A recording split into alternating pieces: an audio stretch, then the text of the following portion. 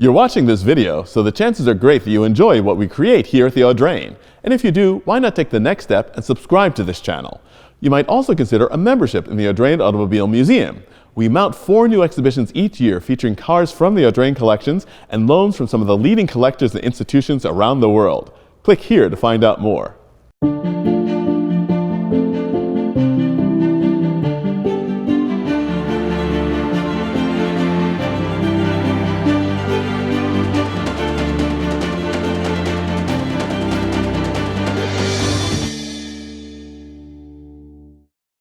Konnichiwa. Watasutachi no tenzika I yokoso to our exhibition JDM and Beyond, the worldwide influence of Japanese automobiles here at the Audrain Automobile Museum. We are so excited about this show. It once again expresses the great breadth of the curatorial presence here at the Audrain, as we have focused on motorcycles in the past, we focused on cars and boats made of wood, we focused on all sorts of things regarding engineering and character and the inimitable influence of culture on cars. This exhibition takes us to a place we've never been before. The worldwide passion for Japanese cars is something which we all accept today. However, that came from somewhere. This exhibition seeks to explore in a very small way, and you'll see in greater depth during our exhibition highlights videos to come, how the Japanese car makers moved from the manufacturers of very small, generally utilitarian cars, closely copied on European examples, to some of the most cutting-edge technology and a feeling of passion that has been captured worldwide for Japanese cars and motorcycles. Joining us right now is David Deio, the Executive Director and Chief Curator of the Audrain Automobile Museum. Good evening, David. Good evening. So, as I said before, this is a new type of show for the Audrain, although very much in the vein of what it is that we always try to do. When the visitor guest walks through the door, he or she immediately sees something very familiar and then something not quite so. What do you see when you first walk through the door? Mid-70s Honda Civic, and behind it, an amazing race car, the '88 McLaren Honda MP44. It's astonishing when you think about the fact that Honda, which established itself as this maker of very practical, basic utility machines, was also obviously a company very involved in racing, first in motorcycles, then in cars, and with the all-conquering McLaren Hondas, just absolutely ruled the roost in the 1988 season. And I think that's what this exhibition really brings home. The fact that Japanese cars were first known for utility and practicality, and then as they developed a presence in the US market, they became performance icons. And that's something that was foreshadowed by the MP44, but very much a part of the reality of modern Japanese cars. And we'll see that in this show.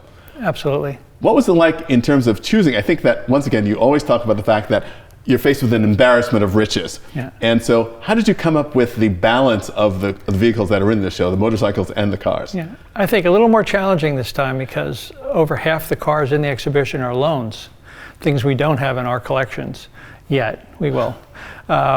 So that's always a challenge. What is actually available? What will people loan for 3 months? Big long wish list. I think there were almost 30 cars on it.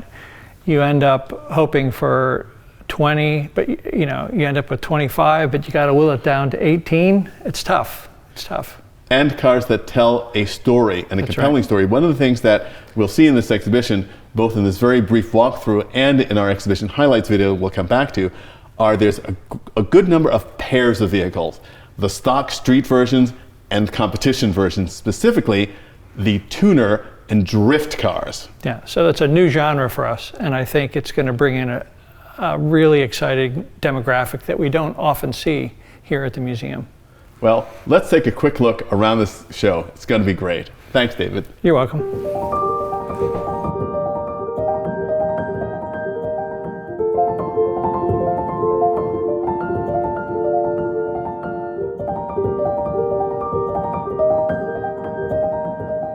One of the key features of this show is the comparison between the stock road-going version and the competition version of the car, because it tells us a lot about how Japanese manufacturers approach performance and how tuners and race teams approach increasing that performance.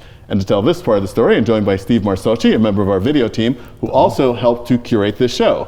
Steve, we know that you have a passion for sports cars, specifically American sports cars, but you also have a passion for these Japanese cars. Tell us a little bit about that. I think Fast and Furious is to blame. I came up at that time, and those cars, it was American and Japanese cars, and they were modified, and that's what we have here. You know, I've grown to respect, obviously, the stock versions immensely. You know, they're great cars to begin with, but this is where my heart lies, is the modification of these vehicles and personalizing them, making them unique to your own.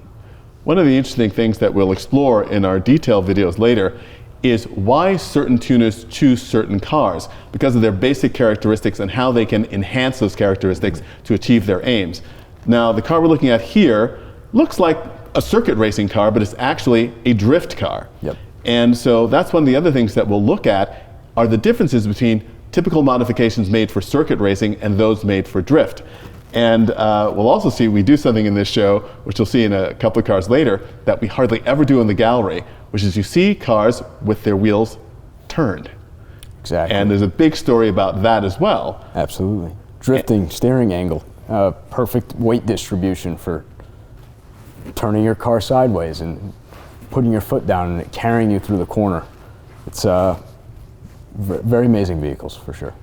Well, one of the things also that comes out are what I call sort of the back to the basics, which is the fact that back in the pre-World War I era, through the 1920s and into the 30s even, and the 40s, the way to get a race car around the track the fastest was not to drive around a corner, but to slide a car around a corner. And gradually, the technology of suspension and especially the development of tires got to the point where we can actually drive cars around corners. Now people have discovered in the last 20 or so years, and especially in the drift scene, and people who are rally enthusiasts always knew this as well, and we've got a great rally car in this show as well. We do. Actually a pair. That sometimes the most direct way is not necessarily the way to have fun. Exactly. No, drifting is the way to have fun, for sure. I mean, you can have fun both ways, but you know, the Japanese culture, they found that drifting up in the mountains was really how they wanted to spend their time. Which is another great thing that, again, we'll discuss in greater detail when we go into the detailed videos. But Japan is a wonderful place. I've been fortunate enough to be there a couple of times, and they love sports cars, they love fast cars, but they have very strict speed limits and they obey them. But the entire drifting scene came out of sort of an outlaw scene in the great Japanese mountains and the incredible mountain roads. And driving around those roads as fast as possible, you end up sliding the car. And so they thought, well, if we can do this on the mountain, maybe we can do this in another venue. So yeah, exactly. it's, and the fact that, as we discussed with David, that the presence of these cars, as you just mentioned in the Fast and Furious movies, and the idea of the excitement that you can get, which again goes back to basic hot rodding. That's what it all comes down to. So let's leave these RX-7s for a moment and go look at a pair of Toyota Supras. I like that idea.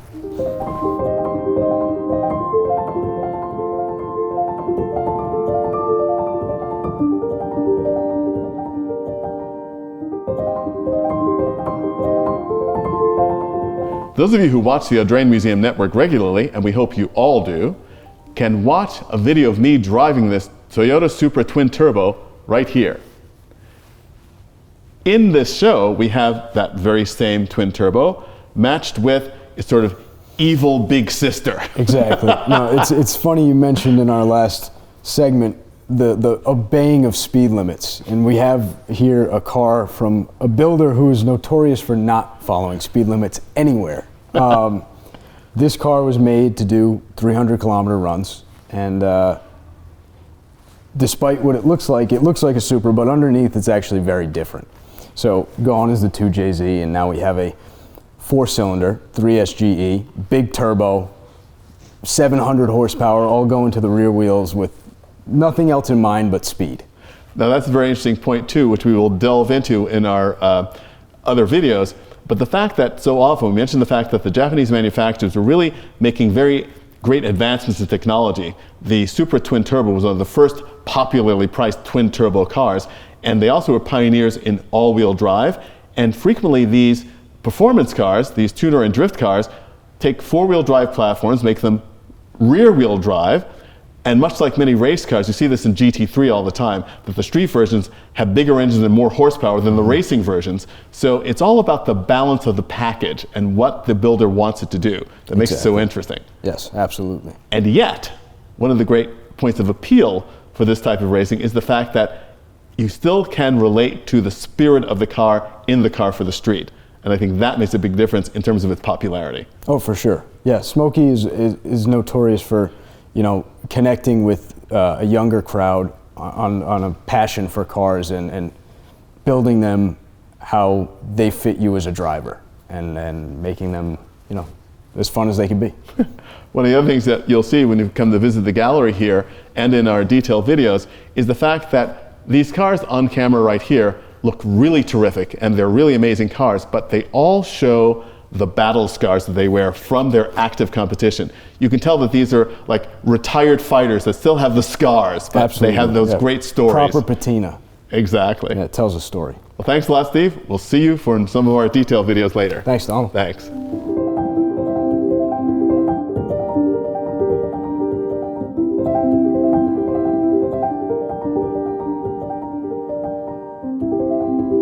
One of the most exciting things about this exhibition is that combination of performance cars and street cars. And here we have an example of a really high-achieving performance car, but in the street version. And to talk about this part of our show, I'm joined by Ben Chester, Associate Curator here at the Audrain. And Ben, tell us about this very exciting car we're standing in front of right now.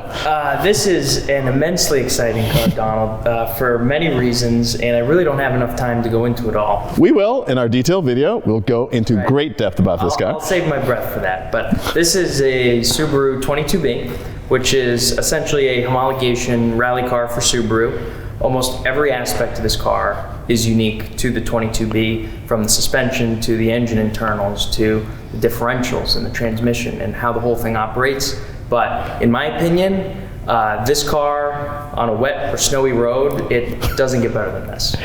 Whenever you find a car that makes you want to wish for bad weather, it's a good thing. Exactly. And this very special car is actually the Prototype 22B, and it's loaned to the exhibition by Ernie Bach Jr., who is the head of Subaru of New England, which is the presenting sponsor for this exhibition, JDM and beyond. And I have a particular fondness for certain Italian cars. I love all cars, but certain Italian cars. And one of those is the Lancia Delta Integrale. Of course. And this also competed in that same rally series, and the characteristics that these cars have, even when you're on dry roads, they're just so incredibly exciting and responsive. Yeah. And I think that's one of the things that really attract people to these cars. Of course, and I would argue that Subaru to the late 90s in rally is Lancia to the early 80s in rally. Absolutely. And Hold on a sec. Mark your calendars.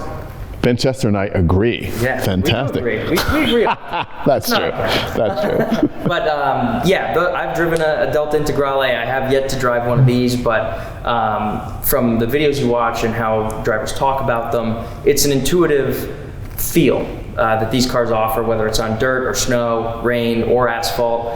You're able to adjust the differentials just with a simple switch that pulls a light up on the dashboard to allow you a front bias or a rear bias, depending on what's going on. But these cars, depending on which way you're turning the wheel, that's the way the car is going to go. So it'll work the rear end around. So if you're turning the wheel left, it'll rotate the vehicle and get you on your way in any kind of conditions. And it's just a remarkable vehicle.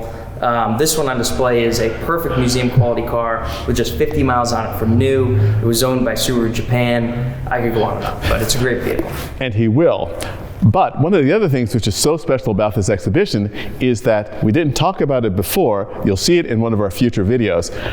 We start also this show with the Subaru 360, where Subaru started in this country, and there could not be a greater distance between the Subaru 360 and the Subaru 22B to be imagined. Yeah, I think there's just a few things that are in common with that car, and that is they both have four wheels, they both have a steering wheel, and they both have A Subaru badge. They both have a very similar Subaru badge. It didn't change much in 25 years. So Let's look at another pair of cars which speaks to both what the Japanese manufacturers did in terms of conquering the American market and indeed the global market, and what they kept for themselves back home. Right. Let's look at a pair of Nissans. right, let's do it.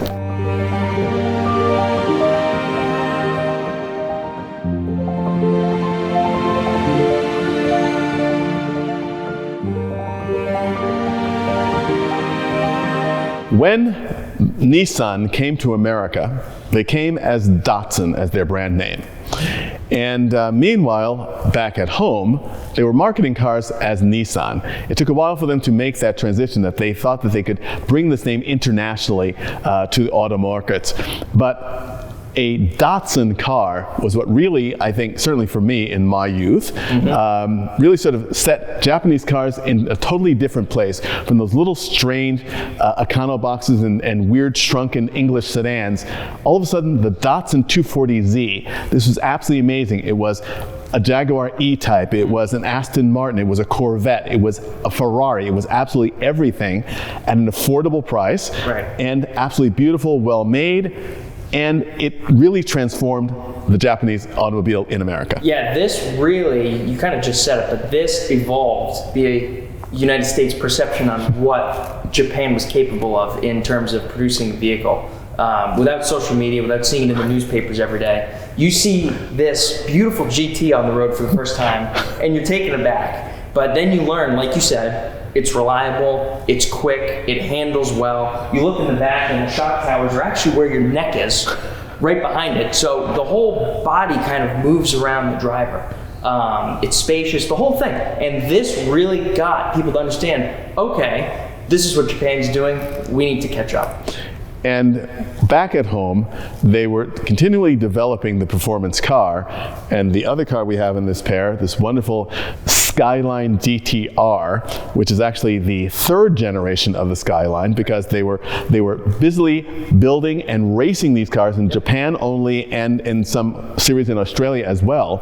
And they were just wiping the floor with the competition. Yeah, and I guess to start with the road car version, this was part of the gentleman's agreement time in Japan, where all the manufacturers agreed that their top cars would only produce 276 horsepower. So I dare anyone to sit in this and tell me with a straight face, this is 276 horsepower. But on the racing circuit, when most cars were rear-wheel drive, this had all-wheel steering, all-wheel drive, and was shooting out of corners like a bullet. And it literally was driving like all the other cars were standing still. It was miles ahead of the competition. And I actually recently learned, we talked about this earlier, that Nissan actually bought a Porsche 959 to help develop this all-wheel drive system. That's how advanced that Nissan was at the time. One of the other things about this Skyline is the fact that it also comes from a line of cars which they did not market in the US. We think about the Japanese manufacturers, with Nissan and Infiniti and Honda and Acura, and the fact that this was also a luxury coupe in Japan. And when you drive one of these cars today, and again, viewers of the Audrain Museum Network can see a driving video with this car in Mansions and Motor Cars with me and Jay Leno. And this is an amazing car to drive because it's not only fast, but it's also comfortable. It's an astonishing achievement, and thinking about sort of what some homologation specials can be like, this is not a homologation special that you have to suffer through. Right. You definitely don't. It's very comfortable, it's got great seats, air conditioning, the whole lot. But then if you want to take it up a notch, like other cars in this room, the tunability of the RB26 engine is whatever you want to do, it can handle it. But these easily take 1,000 horsepower with some pretty hefty modifications, but they'll do it pretty consistently. And these have become drag cars, drift cars, great time attack cars, you name it. It's a beautiful platform to do any of that stuff with. So yet another aspect of the cars and motorcycles, we won't forget about those, in this exhibition. So we'll come back with you, Ben, on our detailed videos and dive even deeper into this. Great. Thanks a lot. Yeah, thank you. See you soon.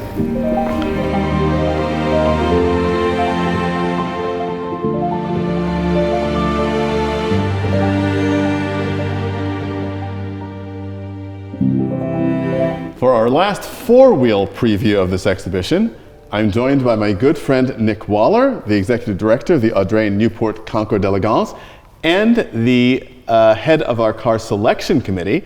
And he knows a bit or two about cars that you drive on the wrong side of the road, which is why you feel so at home in a JDM exhibition. It's like stepping into Heathrow, stepping out of Heathrow, and seeing all the world come right. It is absolutely come right-hand drive. Yes, exactly. You get to the end of the fabulous. sidewalk, look left, no, look right. And these two cars are also very interesting in that they go back to the theme that started the exhibition with the Subaru 360 and the Honda Civic, in that these are very small cars. Tiny. The Toyota Serra and the Autozam AZ1. I've got to tell you, I have fallen in love with the Autozam. I saw it a couple of days ago when it was coming into the museum. I've never seen one, and I've been to Japan, I never saw one in Japan. I've never seen one anywhere else in the world. I love it. My only worry is I don't think I can fit in it. I think you have to be measured, and if you don't come to a certain standard, I think that you could probably get into it, you just simply couldn't get out of it. Well, that's true. But it also, these two cars especially, are really neat because they tell another part of the story that the exhibition begins with the Subaru 360 and the original Honda Civic, the fact that Japanese were known for small cars. And of course, they still continue to make very small cars. Japan is a place, you've been, I've been, especially in the cities where small cars are at a great premium. Yeah. And in fact, they have a regulation called KEI, which are for cars of a certain dimension, of a certain engine size, that get tax advantages and are frankly more usable in urban settings than a larger car might be. Only one of these cars here, the Autozam AZ1, the car that you like, built by a different sales channel of Mazda, the Autozam channel, and the Toyota Serra, which is not a K car, but still a very small car and sold in another sales channel by Toyota as an alternative to the MR2. Right. Instead of being a two-seater, this is actually a 2+2. And what they both show as well is the incredible intricacy of design. Japan is a nation known for design in textiles, in architecture, in art, and they bring that same feeling, even though, of course, the Serra was actually designed by an American, Stuart Reed. You can also watch here on the Audrain Museum Network a great video of driving the Serra. And I mispronounced it the first time because I'm so Italian-centered that I say Serra, but it's actually Serra from the French Serra, to be. And these cars are fascinating because they tell us that no matter what the size of the canvas, the Japanese manufacturers always like to have lots of detail in their cars, no matter what they are. And the fact that an inexpensive car doesn't have to be boring. Yeah, well, I mean, like you, I share a passion and a real interest in car design. And there are some features on this particularly that just leap out at you, don't they? I mean, the gull-wing doors is obvious, but there are very small details on this, both inside and out, that I could study forever. It's the most amazing car. When we come back in our detailed videos on these cars and some of the other cars as well, we'll get into that whole Japanese design aesthetic, which is very much centered on surfaced interest. And we'll talk about what that means. But it's a fascinating thing as well to see the fact that for a very long time, for instance, with English cars, there was always a great fear of owning an English market car in the US, because how can I drive the steering wheel on the wrong side? One of the other things, the whole JDM enthusiasm in the US market has really broken down that wall. People realize you can drive a car with the steering wheel on the right-hand side of the car without great fear, especially nowadays that everything's electronic toll collection. The biggest thing with a right-hand drive car is the fact that you get to a toll booth, what do you do? Well, in this, exactly, not really much of a problem because it's only that much further. You can reach through. Exactly. So, no, keep going on about the size. I love it. Precisely. So again, we'll be back with you, Nick, to talk a little bit more about that aspect of these cars and a little bit more about the racing cars as well, because I know that you're a great fan of racing. I certainly am. I'm so looking forward to the opening. Can't wait for people to see it. Thanks, Nick.